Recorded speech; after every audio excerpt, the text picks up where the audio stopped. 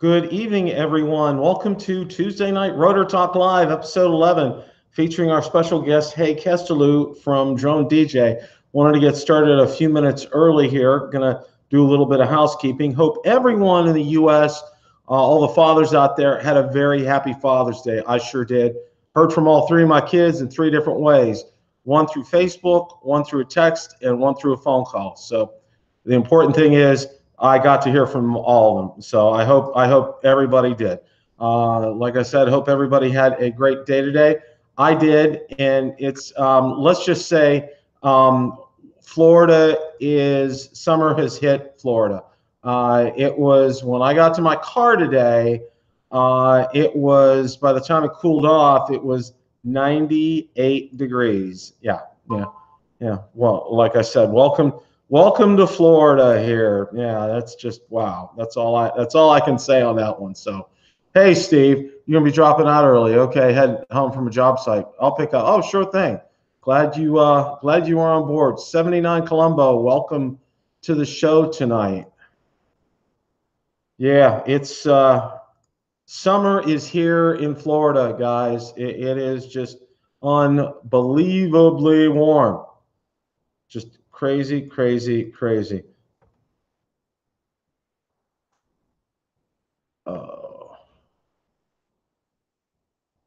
to hear you. Yeah, I did get to hear from all my kids, Steve. They were three different ways, but I did get to hear from all of them. So that's absolutely fantastic. I just absolutely enjoyed that. I can't tell you. I'm on pins and needles about the 18th. I don't know about everybody else, but I'm really looking forward tonight. Haye is fantastic. If you guys haven't, you need to check out his site, DroneDJ. He also has a YouTube channel. Also is part of a group called 9 to 5 Mac, and I'm going to let him talk more about that, but he'll be on here in just a few minutes. So I wanted to do some more housekeeping. The deadline, I'm going to extend the deadline to next Friday for video submissions for the 1-year anniversary video. I'll make sure to post a link for that video with the instructions on how to do that. Super easy. It's a Dropbox link, a minute video or less. Just send it out there, and make sure summer's almost here in sunny Southern California. 75. I'll tell you what, Steve. I wish it was 75 here. That 98 today was just. And then, of course, in Florida, we get the humidity with that as well. So, but you can submit that via that Dropbox link, obviously with the name you want to be known as on the video, the aircraft that you flew, and where you flew, your location. It's real simple. Got several. Love to get several more. I know you guys knocked it out of the park with the still pictures. Love to get several more of them. Better with a Drone. Thank you very much. Welcome to the show tonight. This is going to be great. I've been so excited, and talk about great timing with DJI's announcement and having Haye on tonight. Haye has a great relationship with DJI. He also has a great relationship with other drone manufacturers as well too. So this is going to be a great show. Absolutely fantastic. Just very, very excited about all that, and I'm getting my money. I'm getting my nickels and dimes together. So make sure everyone. It's not official yet, but I'm more than likely going to be at the event in New York City on the 18th. So I need everybody. Drone Valley, Rick, welcome to the show. Rick Smith from Drone Valley. Glad you are here tonight. Cardasso Media, welcome. Don, welcome to the show. Thank you for joining. It's nice to see Rick. Everybody say hi to Rick Smith from Drone Valley. He popped in tonight. Oh, that's great, Steve. That 25% humidity. I wish I had that. You walk outside, like everybody said, in Florida in the summertime, you go from your air-conditioned car to your air-conditioned house to your air-conditioned job, and then you go back to your air-conditioned car, and then you get to your air-conditioned house. That's how you do summer in Florida. And you go out before 10 a.m. in the morning, and then you don't go out until probably like after 7 or 8 at night. That's just the way that it is. It's just absolutely crazy. Craig Roberts Thompson, welcome from down under. Thank you for joining tonight. Getting a lot more people from your neck of the woods, Craig. That's fantastic. I know it must be a crazy time down there right now. Have absolutely no idea. Haye should be joining us here very, very shortly. The timing for this is fantastic. You know, I had confirmed with Haye he was going to be on the 19th several weeks ago, and absolutely had no idea about DJI and their announcement. And if you know anything, it was his site, DroneDJ. He broke the news. That's where I first saw it, and that's where we had the wonderful opportunity to find out. Now, of course, DJI had some other news. There was they had put a FCC posting out there on the FCC Grant ID database. It works. Well, Craig, thank you still for joining us tonight. And it looked like some kind of communications device that would attach to an ear. Haye had talked about it. Haye had a good article about it. So I encourage you guys to do that. And I'm going to put links to all his sites to DroneDJ. He does have a YouTube channel that's excellent.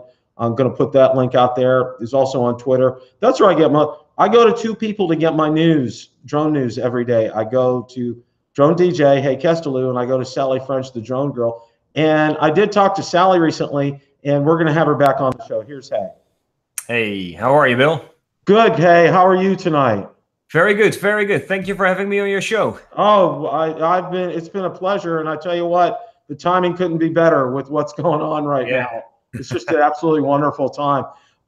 Just wanted to, maybe you can give me a little background, how you got started in drones and how you started DroneDJ, if you could do that for us. Sure, I'd be happy to. For years, I worked as a internet/marketing consultant for medium and small businesses here in the greater New York area.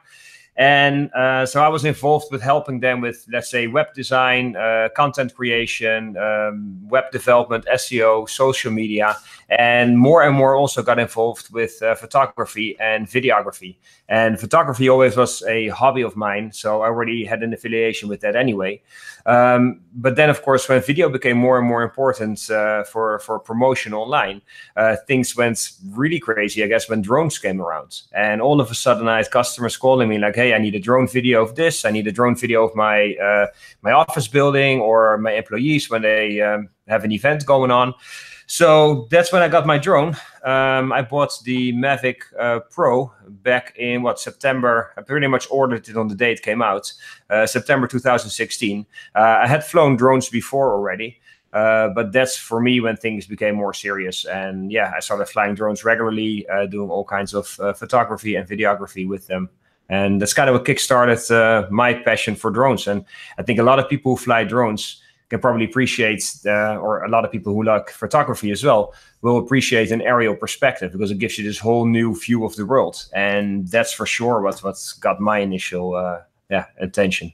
Absolutely. Well, and I have to tell you, as I was just stating, there's two places I go to in the morning every day without fail. I go to Sally French, the drone girl, and I also go to your page as well. That's where I get my drone news from, because it's accurate, it's reliable, it's detailed, it's not, and it's well put together, both your sites. And I've had Sally on before too.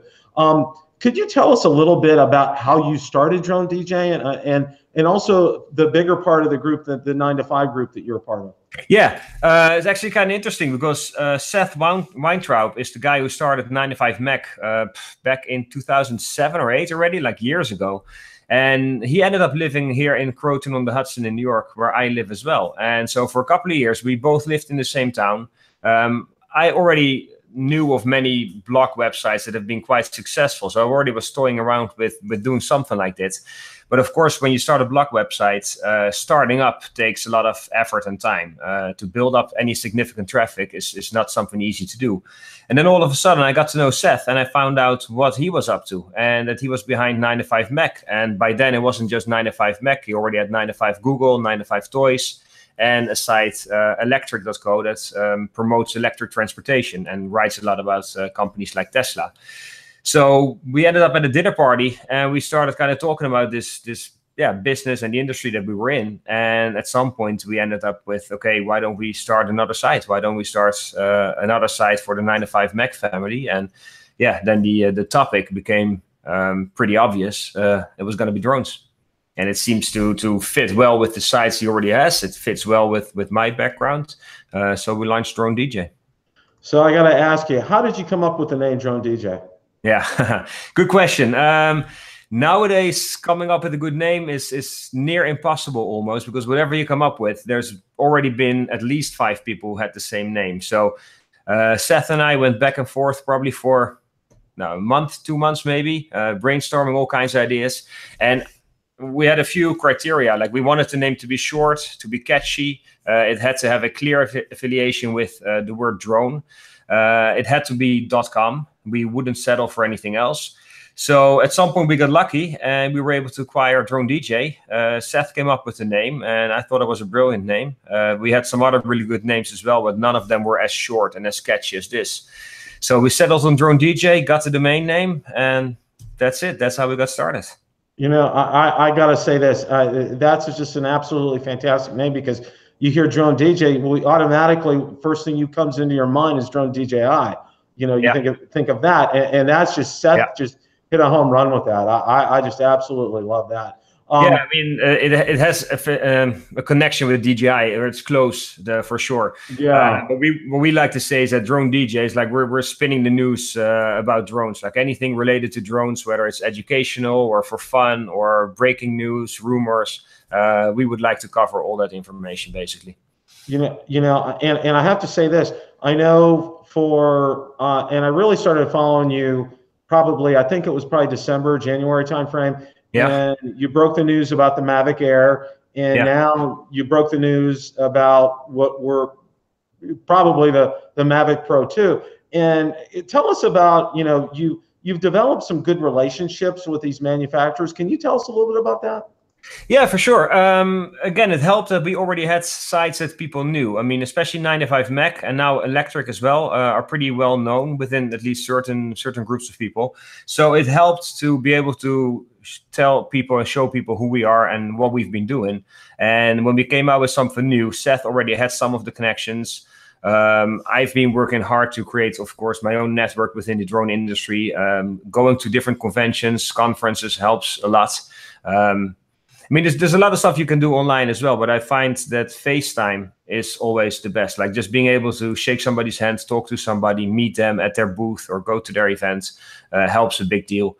And from there on, it's just a matter of, managing those relationships. People introduce you to other people again, and then slowly but surely you build your network up. Yeah, you know, and that's a good thing, because being able to have some great relationships with these manufacturers lends itself to be able to share more news and accurate news. And I know, and I think one of the things, you know, for us, and I think a lot of us got personally frustrated with our friend Kesteloo, and, you know, some of the things that he put out, you know, and what's nice is, for example, when you broke the story about the Phantom 5 is not the Phantom 5, you know, that was some good news, because you know, we are, you know, we're like grasping and clawing for every piece of news that we can get. And then, you know, and we see what Kesteloo goes out there and we're wanting more. And then finally you said, well, wait a minute, guys, this is for a enterprise customer of DJI. This is just a one-off. This isn't anything, you know, special kind of a thing.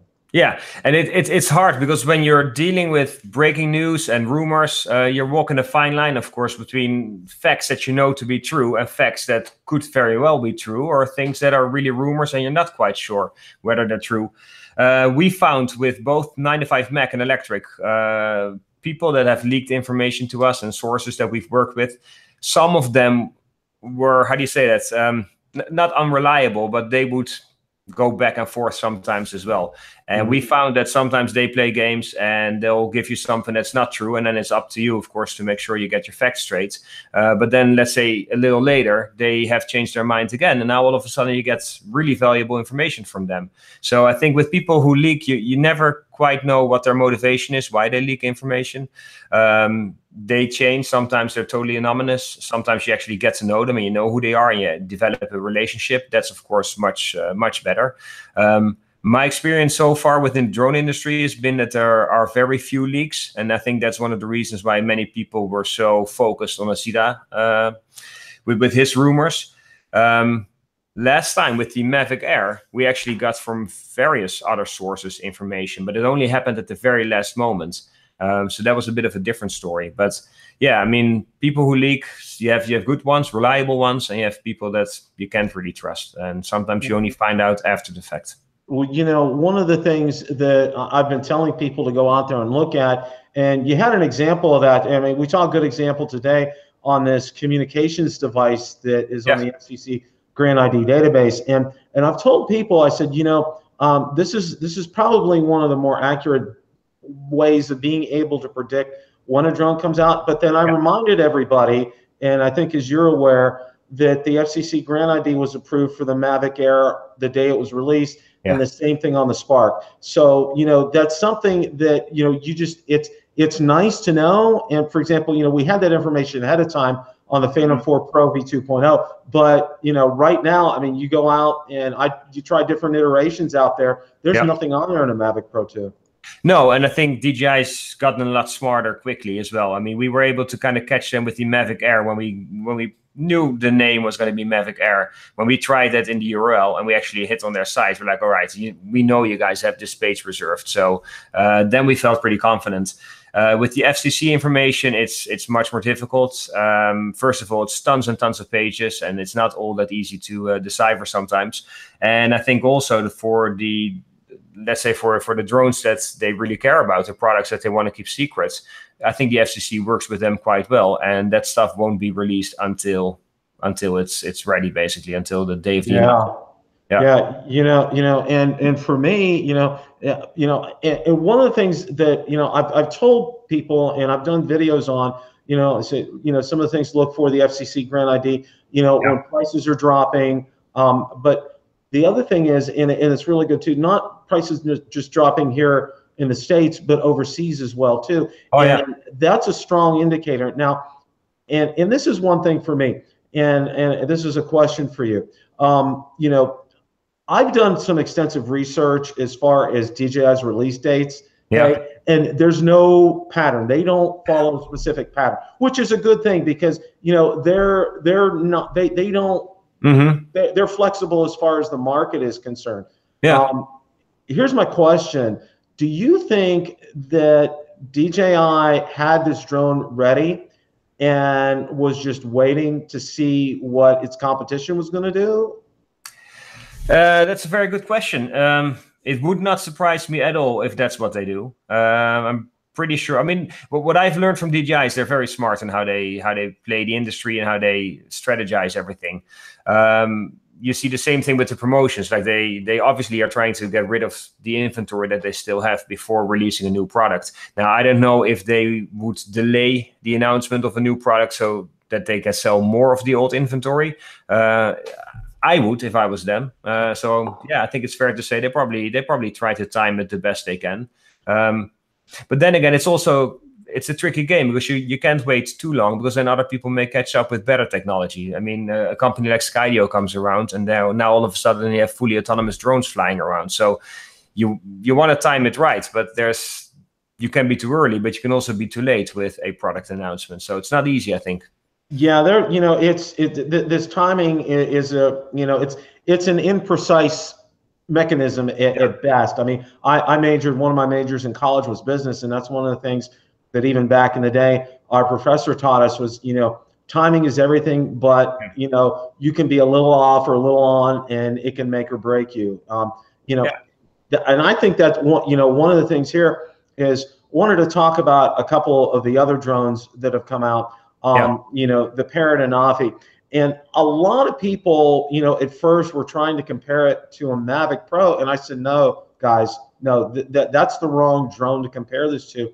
I think you really need to compare that to something like a Mavic Air. Yeah, I think so. Price-wise, for sure. I mean, now with the Mavic Pro being discounted, they're pretty much at the same price point. So in that sense, you can compare them. But I think the Mavic Pro is old technology in a way, and the Mavic Air and the Anafi are much more similar. I think they're much more targeted to the same kind of people for the same usage, basically. I think the French company Parrot did a really good job with the Navi, by the way. I think the Mavic Air also is a great product. But yeah, it's going to be interesting to see what happens when the Mavic Pro 2 comes out. Yeah, and as far as that's concerned, I really liked how Parrot was very smart with this.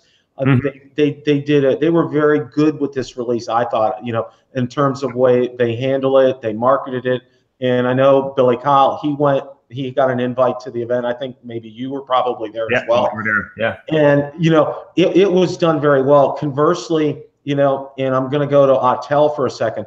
And I think for me, my first drone was an X-Star Premium, and Autel's hardware is fantastic. Okay, I have absolutely zero problem with their hardware. It was great. The problem I've had with them has been their software, and we're seeing that now in terms of the Evo. I've been following several of these people that have had them, and it's very frustrating. There's a horizon tilt that's still very noticeable there, and the software is still not 100%. The apps are still beta. I mean, I'm thinking, and this is just me, I think they probably, they were clamoring to get this out. I think they should have waited. Yeah, maybe. It's hard to know, again, right? Because you don't know quite what their options are within the company and like how much pressure there is and how big the obstacles are that they need to overcome. I think now they're gonna release it, I think, later this month, right? The official release. Right. I think for many people considering to getting the Autel Evo, you're so close to a possible release of a Mavic Pro 2 from DJI or whatever they're going to release, but let's say it's the Mavic Pro 2. I think a lot of people may hold off on that purchase and see what DJI is up to before they decide where to spend their money. I think so too, and that's one of the things that I was talking about in my groups and with several people is, I think right now, I think a lot of sales are frozen. I think people, there were already people who had pre-ordered the Evo, and they're probably going to stick with it. And some who pre-ordered the Anafi, and they're going to stick with that. But I think there's a lot on the fence right now that are going to say, you know what, we want to see what DJI does and what they put out on the 18th and what this is going to look like. At this point, now that the announcement date is known, I would totally advise people to wait.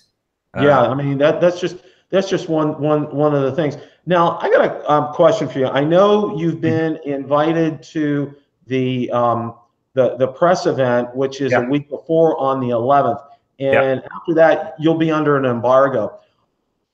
What can you tell us what these press events are like in general, if that's possible, and also going forward, what you can and cannot say?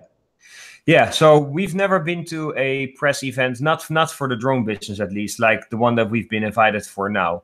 What I do know, though, is for the Mavic Air release, when we found out what the drone was, there were plenty of people out there who had already had drones in their hands, who already had the chance to fly them. A lot of the larger media outlets, as well as some people on YouTube, already had the drone in their possession. A week, maybe even up to 2 weeks before the official launch date. So I expect this to be somewhat similar, still assuming that it's a drone that they're going to come out with. We don't know for sure, but I guess it's a safe assumption, perhaps. I think we'll probably get to see it on the 11th. We'll probably get to play with it. I don't know if we're going to be able to take one home to actually review it and test it and get our first impressions.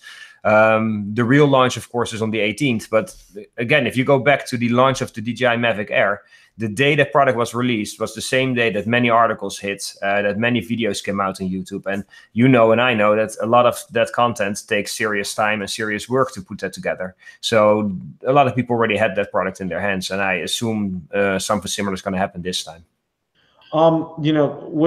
It's always interesting because I know, and I've talked to others. I've talked to Rick Smith a little bit from Drone Valley. I've talked to Kelly from Ready Set Drone, and and he said it's unbelievable the paperwork you have to sign, Bill. He says it's just crazy what they make you do. Yeah. Now with this, you're pretty much going to have to stay tight-lipped until the 18th, right? Yeah, that's the expectation for sure. So if we come across information about that product before the 11th, we're probably in the clear. After the 11th, yeah, we'll probably end up signing documents, and then that's it. Can't talk about it. That's at least my expectation, which it's not going to be easy, of course, if you know what it is, but we'll see. With the launch of the Mavic Air, we did not have that problem.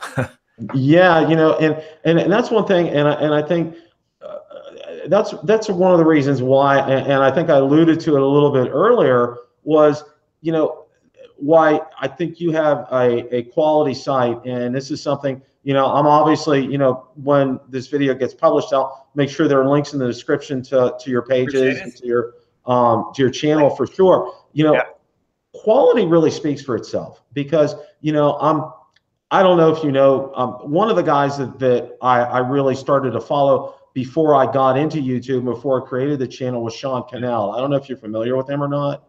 Not sure, but I guess I probably am. He has a thing called Think Media, and he really basically, he has a YouTube masterclass. He helps people get started with YouTube. And one of the things that he says all the time, and I realize one of his catchphrases, is content is king. And I think that that's just so key here. You know, for us as content creators, you know, we need to make sure that what we're putting out is accurate, represents who we are, and so forth.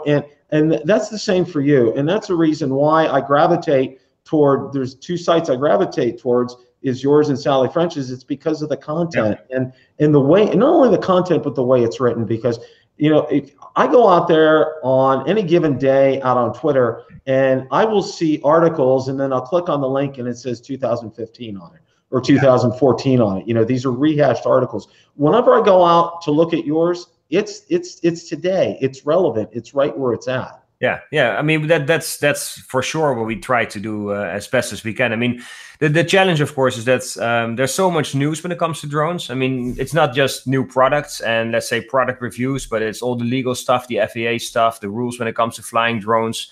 There's so much going on. I mean, then also you have all the first responder stories, people being saved by drones. I mean, that happens quite often as well. And those are good stories to share with people, because we want to share the benefit that drones have to offer to us as a society. So every day, like, there's probably at least 40 or 50 articles that you potentially could write. Now, of course, the challenge then becomes is how much time do you have available? How quickly can you write good articles? Can you check all those facts? And then especially when it comes to, well, you know that, of course, as well, when you want to make YouTube videos, shooting a video, editing it, and making that into something that's fun to watch and also informative, that takes work. It takes time. It sure does. You know, and here's another, you know, I won't call it a hotspot question, but, you know, let's say it is the Mavic Pro 2 that's coming out. You know, I put out a video last night on it, and I think, you know, just from my educated guess, I said these are 8 things that it will contain. What do you think that the Mavic Pro 2 will have on it that the current Mavic Pro doesn't right now? Good question. I think some of the things you mentioned in your video, I watched it this afternoon. I think you're probably spot on. Yeah, I mean, if you look at the Spark and you look at the original Mavic Pro and you compare that to the Mavic Air, and you see how the design has changed, how it's much more compact, it's much more aerodynamic, it's way more advanced. If you put it next to a Mavic Pro, the Mavic Pro all of a sudden looks outdated.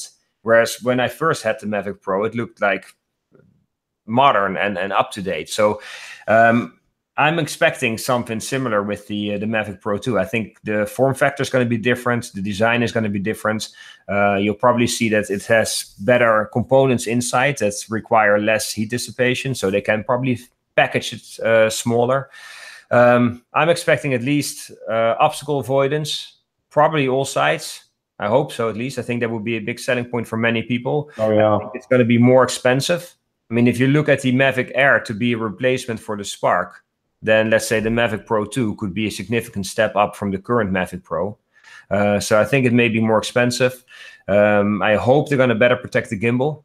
I mean, you know that, but a lot of people know that. I mean, the gimbal was fragile, to say at least. I'm assuming it's going to have maybe a bigger sensor, but for sure a better sensor. I mean, the focus is going to be on video quality and photo quality. It's been that with the Mavic Air. It's been that with the Phantom series. It's of course going to be a foldable drone as well, like the current one. At least that's what I would expect. So I think you're going to see a much better version, basically, of this old baby. Yeah, yeah. Well, one of the things, you touched on it, which was one of my things, is that gimbal assembly is just, it's, and cross my fingers. I've not had well, I'll call, I've had rough landings. I haven't had a real crash, but that is just probably the weakest point of the Mavic Pro is that gimbal. And, I like what they did with the Mavic Air. I like that gimbal assembly. I like the way and I also like the one-piece easy cover to put in. And I think that was one of the first things when I got my Mavic Pro was I had somebody from a site. He did a 10-second video for me because I had the hardest time getting the locking clip to get back into the gimbal assembly, and I needed that. Yeah, but I mean, I think if you look at it, DJI took their first step at a portable, foldable drone, and they came out with the Mavic Pro. I mean, they hit a home run, and as far as I know, it's their best-selling drone, I believe.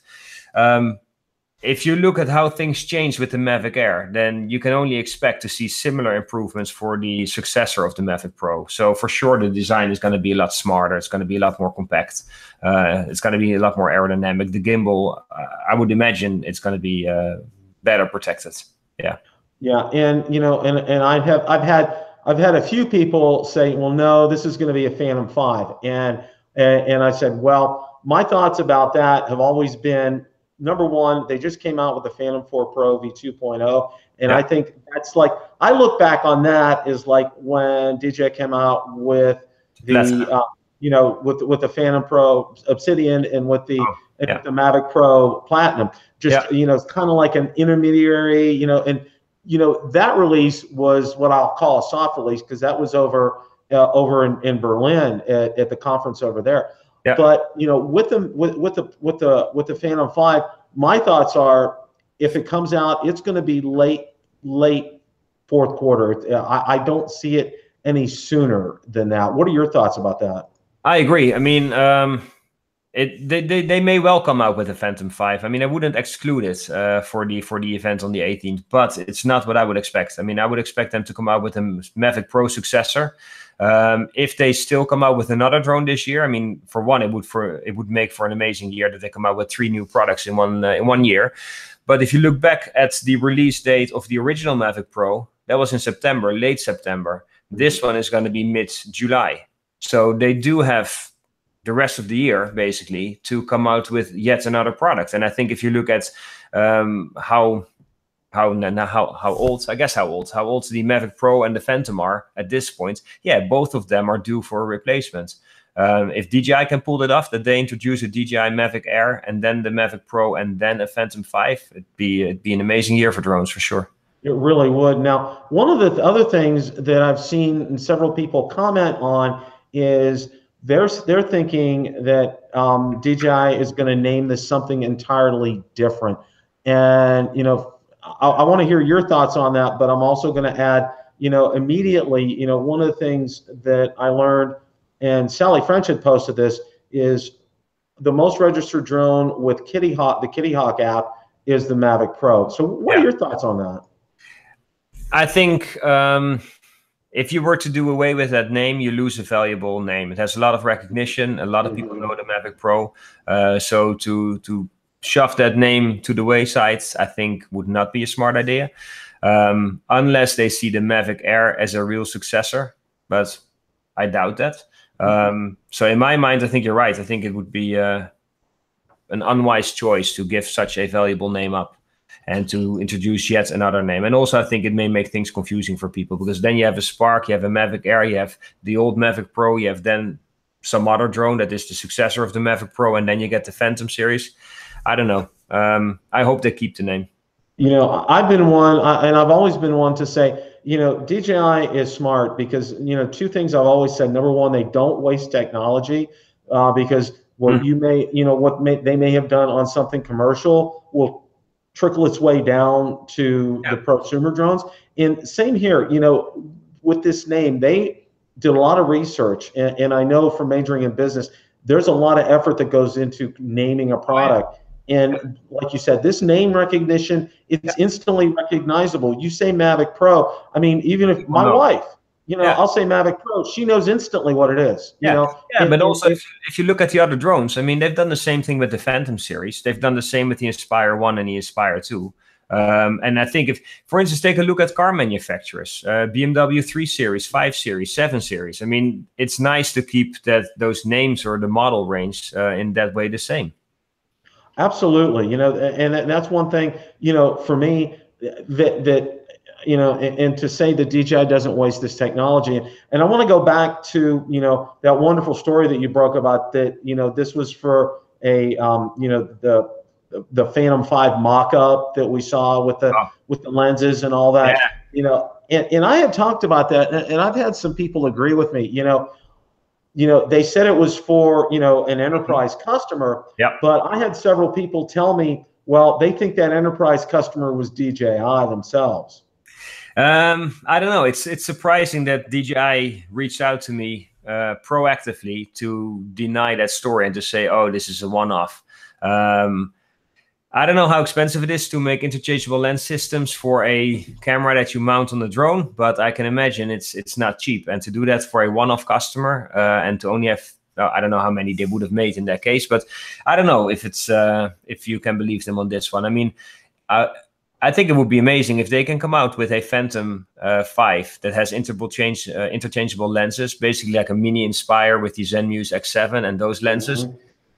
A lot of photographers and videographers would be very, very happy. So it's not a bad idea at all to come up with such a product. And also it would be a nice distinction if you make the Mavic Pro 2, let's say a much better drone than the original Mavic Pro, you kind of start to creep up to Phantom territory. If the Phantom 5 can then take the next step and come up with interchangeable lenses, then you create another level. And I think it would be a very smart move, because to buy an Inspire and an Inspire 2 with the Zenmuse X7 camera and then 1, 2, maybe 3 or 4 lenses, you're talking serious money. And I don't know if all the photographers, 1, can afford that, and 2, even if you can afford it, now you're traveling with suitcases. Whereas with the Phantom, it's also bulky, but at least that's manageable.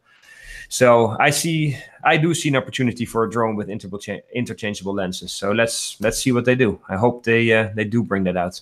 And I know a lot of people have said, regarding that Phantom 5, they want something with retractable landing gear. I know that's probably, other than these interchangeable lenses and lens system and beefing that up, that's one of the comments that I see more often than not. Because to be able to do the 360. What are your thoughts on something like that?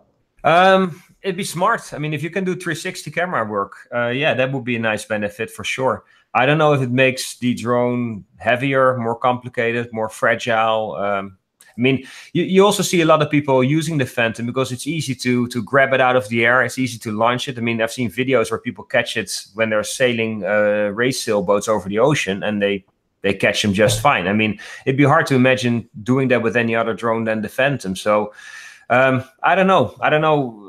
DJI probably would have a much better idea about how many people complain about the landing gear and whether that's an issue that needs to be fixed or whether the existing landing gear is actually a feature for the Phantom and they may want to keep it. It's a tough one to give an answer on that one. As far as this year is just incredible. We've got the Mavic Air. Unique came out with their Typhoon H Plus. Parrot came out with their Anafi. Autel's coming out with their Evo, and then we have DJI with this one right here. This is just one of the more incredible years as far as drone releases is concerned. Oh, yeah. What do you see? If you had a crystal ball, so to speak, as far as 2019, what do you see coming from drone manufacturers as far as the technology space is concerned? Well, what Michael Perry told me at the Mavic Air event in New York was that they were able to make the Mavic Air so much better and smaller and have all those features because the internal components had changed so much. They generated less heat and they were a lot smaller. So that allowed them to make a whole different kind of drone and make a mini Mavic Pro, if you will. I would imagine that trend is going to continue. I mean, chips get faster, they get better. So if you look at drones, yeah, I would expect things like better obstacle avoidance, maybe even to the point what you have with Skydio, where drones can fly fully autonomously. I think that would be amazing. And I'm sure that a lot of manufacturers now, having seen the R1 drone from Skydio, are probably wishing they would have something like that. I think that part is going to get a lot better. Of course, the cameras are going to get better. Frame rates are going to go up. Bit rates are going to go up. The megapixels are going to go up. So you're going to get better video quality. You're going to get better photos from future drones. I hope they are going to be able to increase flight times. I think that would be nice. I mean, I have a Mavic Pro here, but I got 7 batteries to be able to do full days of shooting. And I mean, it's nice if you get more lifetime or flight time out of your batteries, especially when you're flying drones. So I hope that's an area they can improve in. You know, one of the questions that I was going to ask you earlier, but I forgot, is DroneDJ your full-time job? And if it's not, what do you do? No, it's pretty much my full-time job. I mean, okay. It's a full-time job to be a writer and content producer, but my job is also to make DroneDJ more than just a one-man show. And it is already more than just a one-man show, but we're trying to build a brand and we're trying to build a company out of DroneDJ with more people involved. I mean, we'd like to have a team of people that specialize in different areas. So right now we're just working on getting the whole thing started and getting it off the ground and getting our name out there. And I think so far it's going very well. But there's still a lot of work that needs to be done. So it's a little bit of everything. I mean, creating videos, doing reviews, writing articles, breaking news, and in the background we're trying to build the site out into something bigger and something better.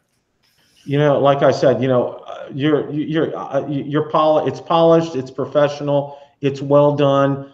You know, and you know, I'm just so happy to be able to go out there every day, because, you know, it's like, you know, how they said people used to, when they used to get their iPad, oh, you know, I can get the Wall Street Journal app, I can look at that. Well, you know, for me, I get my iPad out and I'm looking at DroneDJ, you know, and I like that. I like being able, no, you're welcome. You know, I like being able to go out there, have a great source such as yours to be able to go to get my news from, and know that it's reliable, know that it's well researched, that it's well put together, and you know, and you put, obviously, you know, when you do that, you know, you're passionate about it too, and I think that's one of the things that you need in this industry, is to have people with passion that are doing these things. You know, I know, you know, several of the content creators that I know of here on YouTube, they're passionate about it, and they love drones, and you know, it's a wonderful community of people here. Hey, I can't thank you enough for being on the show tonight. This has been fantastic. I would like to have you on again sometime after we get some releases. You know, to see what your thoughts are on this. You know, hopefully, you know, I can get to the event in New York City, and I would absolutely love to meet you. Yeah. I think that would be fantastic. You've been a great guest. You know, and everybody, you know, I'm going to make sure that you get out there to DroneDJ, not only hit the website, but also on Twitter. You know, do you guys have Instagram? Yeah, we have Instagram as well. Instagram as well. I think, I did see that the other day. They're out there on social media, you know, and I'll be sure to put links in everything. So, and hey, if you can hang on for a second, I'm just going to wrap things up here. And then we'll talk offline for just a minute, okay? Thank you. Thank you very much for having me on the show. It's been a real pleasure. I watched a number of your videos, so thanks for the invite. And if you ever want to do a second session, then for sure, I'd be more than happy. Absolutely. Well, guys, you need to get hooked up with DroneDJ. Hey, like I said, he runs a first-class page. Absolutely love it here. Just absolutely fantastic about that. You know, a couple of things here before we wrap up tonight. Got some more videos coming up this week on the Mavic Pro 2, and some more of my thoughts about that. And obviously, you know, I haven't received confirmation yet, but I'm hopeful of being able to get to the event. I'm thinking that would be a fantastic thing. The other thing is that I mentioned at the top of the broadcast, everyone, is I have my 1-year anniversary video. I was going to have a due date on that for this Friday, the 21st. I'm extending that out to the 28th. And I'll go ahead. Novus Hot Quadcopters, thank you. Thank you all so much for bearing with me. Whenever I have guests, you know, I will, try to continue in the chat. And obviously, our guest has the floor. And, like I said, we're definitely going to have Haye back. Steve, thank you so much. Thank you all for being a part of the show tonight. It's fantastic. Want to thank Original Dobo for the super chat. Thank you so much, Ken. Really appreciate that. Absolutely, that was fantastic. And guys, if you're looking for information on the Autel Evo, Ken has been doing a number of series of tests with the Autel Evo, so you guys want to go ahead and check that out. We're going to wrap things up. I do have a Sunday afternoon Rotor Talk Live. It's this Sunday. It'll be at 2 o'clock in the afternoon. So my friends over in the UK and Europe, note that down on your calendars here. Steve Carpenter, thank you so much for Valerie's Coffee Fund. That precious Java beans for me. And Kim, thank you so much for that. Guys, it's been a great show. Haye was a great guest. We're definitely going to have him back on. Thank you all so much, and I'll look forward to seeing you guys on Sunday at 2 o'clock on Rotor Talk Live. Take care, guys.